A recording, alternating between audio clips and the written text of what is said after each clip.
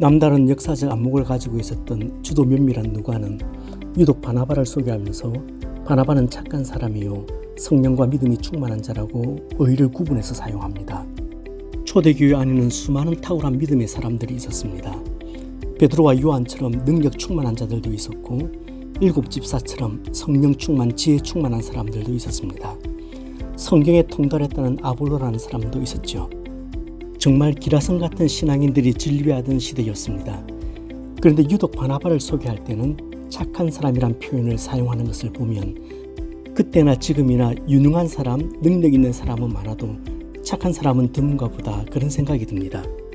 교회 안에 믿음 충만한 사람들이 있습니다. 성령 충만한 사람들도 있죠. 그런데 저는 착한 사람이 많았으면 좋겠습니다. 아니, 예수 잘 믿으면, 은혜 받으면 좀 착해져야 합니다. 믿음 충만하고 성령 충만하다면 그 결과로 성령의 열매를 맺는 것 아닙니까? 성령의 9가지 열매를 보세요. 전부 인격적인 부분과 관련되어 있습니다. 특별히 6번째 양선이라는 말은 착하다는 말입니다.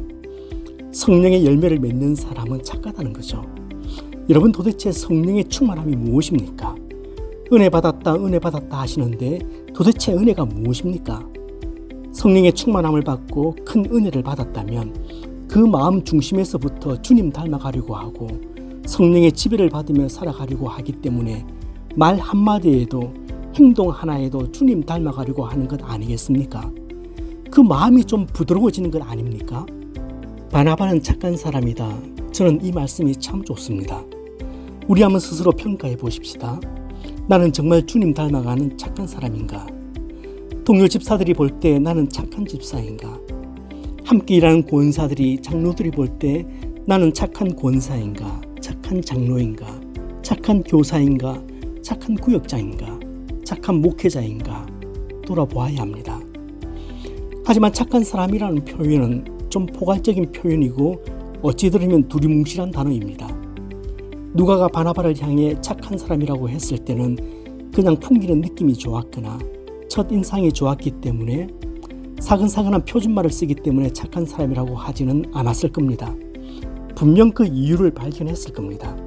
그렇다면 어떤 근거로 바나바를 착한 사람이라고 평가했을까요? 단서들이 몇 군데 흩어져 있는데 오늘은 그 일부를 살펴보려고 합니다. 바나바가 착한 사람이라는 말을 들을 수 있었던 첫 번째 이유는 가난한 사람을 위하여 자신의 재물을 기꺼이 그리고 남몰래 드릴 수 있었다는 점 때문입니다. 그가 밭이 있음에 팔아 값을 가지고 사도들의 발 앞에 두니라. 밭도 밭 나름입니다. 여기 바나바가 바친 밭은 집 뒷마당에 있는 텃밭 정도가 아닙니다. 대부분 성경학자들은 구브로에 있던 농장이었을 것이라고 봅니다. 당시 흩어진 유대인들이 구브로에 많이 살고 있었습니다. 또 그들이 경작하던 농토는 아주 비옥했다고 합니다. 바나바는 거기 있던 개인 농장을 처분한 겁니다. 논밭 개념이 아닌 농장 개념의 밭을 팔았다면 이건 상당한 신앙적 결단이 요구된 것이죠. 어찌 보면 대책 없는 행동이지요. 저는 바나바가 한순간 마음 독하게 먹고 내친김에 자신의 농장 팔아서 구제했다고 생각하지 않습니다. 평소에 하지 않다가 필이 딱 꽂히니까 그냥 한 방에 쏜 것이라고 생각지 않습니다. 한번 은혜 받으면 되겠지. 그건 진짜 순진한 생각입니다. 그렇게 되지 않습니다. 신앙은 로또가 아닙니다. 은혜 받았다고 하더라도 물질은 내놓기 힘든 것입니다. 공명심으로 한 일도 아닙니다. 하다못해 체면이나 형식으로라도 땅 팔고 집 파는 것 절대 쉽지 않습니다. 바나바라고 물질이 필요 없었겠습니까? 왜 돈 쓸 데가 없었겠습니까? 하지만 핍절한 사람을 보았을 때 그들의 필요를 본체만치 할 수 없었습니다.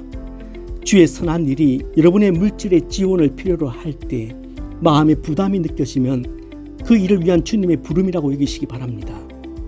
이처럼 큰 덩이의 헌금을 한다는 것이 분명 쉽지 않지만 저는 바나바가 큰 덩이를 바쳤기 때문에 탁월한 신앙이었다고는 생각지 않습니다.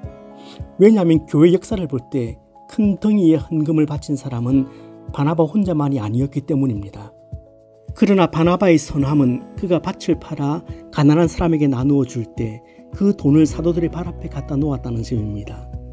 자신이 직접 나눠줘도 될 텐데, 이 정도의 헌금이면 생색도 낼 법한데, 그런다고 남들이 손가락질 하지 않을 건데, 그럼에도 바나바는 그렇게 하지 않습니다. 영광은 하나님 몫이라고 생각했기 때문입니다. 가난한 성도들의 필요를 채우기 위해 큰 분량의 밭을 팔아서 바치는 것 어렵습니다. 그런데 그 큰 덩이의 구제를 하면서도 자신의 이름을 드러내지 않는 것은 몇 배나 더 어려운 법입니다. 바나바는 그것을 할 수 있었던 사람입니다. 군중들의 환호 속에서 자신의 몫과 하나님의 몫을 잘 구별하는 것, 이론적으로는 간단한데 실제 그것 구분하는 것이 쉽지 않습니다. 뿐만 아니라 사람은 모름지기 군중의 박수 소리에 약한 법입니다. 박수 받으면 무대에서 내려오기 싫습니다. 조금이라도 더 머물고 싶습니다. 위험한 줄 알면서도 그렇게 합니다. 그게 사람입니다. 자기가 챙길 것은 다 챙긴 다음에 하나님만 영광을 받으셔야 합니다. 그렇게 말하는 것이 약삭빠른 우리이지 않습니까? 오늘 우리 장로교회의 교인들이 오직 하나님께만 영광 그렇게 외치지만 우리 정말 하나님께만 영광을 돌립니까? 정말 그렇다 자부하실 수 있습니까? 봉사하는데 섭섭하지 않습니까? 해도 너무 하는군 야속하지 않습니까? 너무 몰라주는 것 같지 않습니까? 아니 아무 소리 안 하니까 무시당한다는 생각은 또 들지 않습니까? 이 큰 구제로 인해 바나바의 이름이 교회 안에 알려진 것은 아닙니다. 예루살렘 교회의 주배에 이름 석자가 나온 것도 아닙니다. 사람들이 이 일로 인해 자신을 더 알아준 것도 아닙니다. 아니 여전히 모르는 것 같아요. 그렇지만 섭섭함도 서운함도 없습니다. 사람들이 눈치가 없어도 이렇게까지 없나 그렇게 야속해하지도 않습니다. 묵묵히 제자리에서 오늘도 교회와 성도를 섬기고 있습니다. 그냥 그것으로 족하기 때문입니다. 여러분 은혜 받으면 착해져야 합니다. 믿음 충만하면 마음이 좀 부드러워져야 합니다.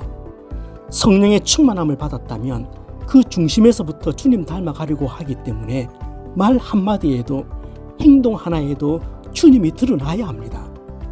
바나바의 삶이 그것을 보여주고 있습니다.